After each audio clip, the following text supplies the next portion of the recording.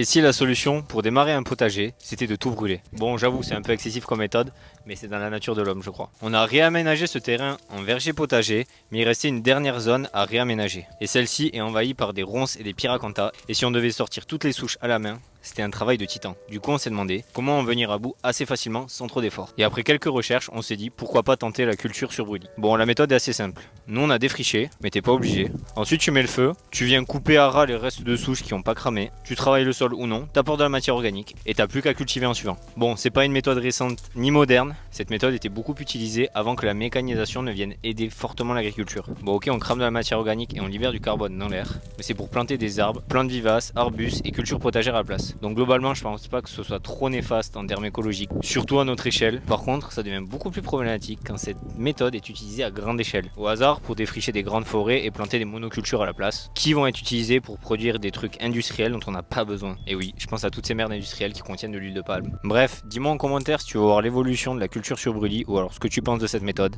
Mais par contre, oublie pas de t'abonner si tu veux pas que je te...